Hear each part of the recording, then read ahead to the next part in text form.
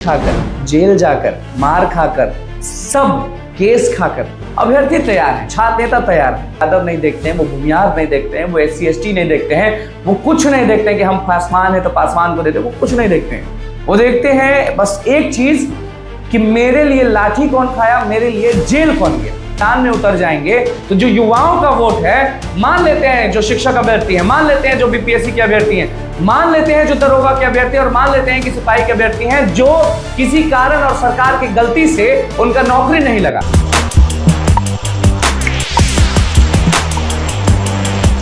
तो भैया विधानसभा में लोग पार्टियों से डरते हैं कि जनसुराज हानि पहुंचा देगा, JDU हानि पहुंचा देगा, राजद हानि पहुंचा देगा, BJP हानि पहुंचा देगा। लेकिन इस बार का जो वक्त है वो अलग है। नमस्कार, मैं हूं अनुकुल तिवारी और आप वॉइस अब देख रहे हैं 2025 विधानसभा इलेक्शन।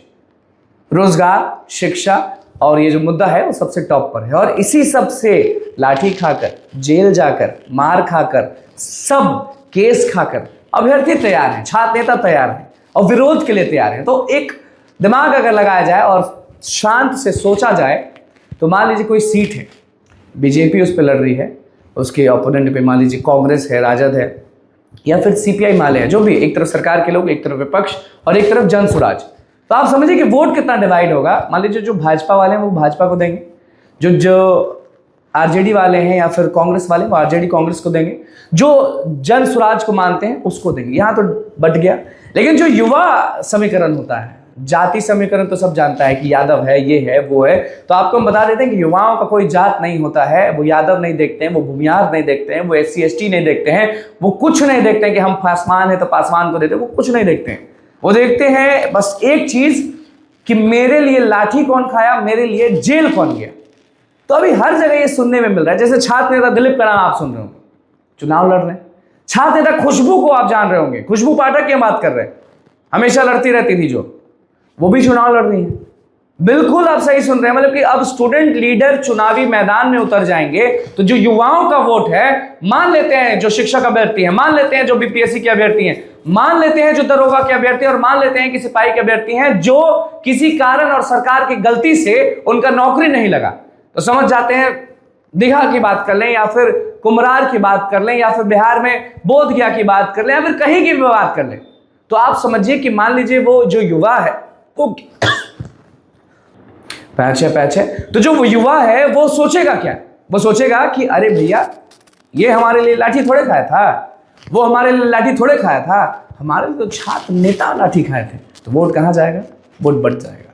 तो अब समझिए कि ये भी दिन देखना पड़ रहा है कि अब आंख खुल चुका है और इस दिन का सबको इंतजार रहता है कि पार्टी अलग चीज है, लेकिन जो भैया हमारे लिए मार खाया, हमारे लिए ये चीज क्या, उसको लोग चुनेंगे। ये बिल्कुल ये फैक्ट है। हम फील्ड में उतरेंगे तो ये चीज लोगों से पूछेंगे हम कि युवा जब अटैच होते, आप भी जानते हैं कि वॉइस सबसे युवा जो है वो बहुत अटैच्ड हैं, तो उनसे हम पूछेंगे जब भी मिलेंगे या फिर कोई भी शिक्षक मिलेगा कि नेताओं को तो आप वोट करते थे, आपके अभ्यर्थी, आपके बच्चे, आप जिसको पढ़ाते हैं वो खड़ा हो रहा है, चुनाव में वोट दीजिएगा।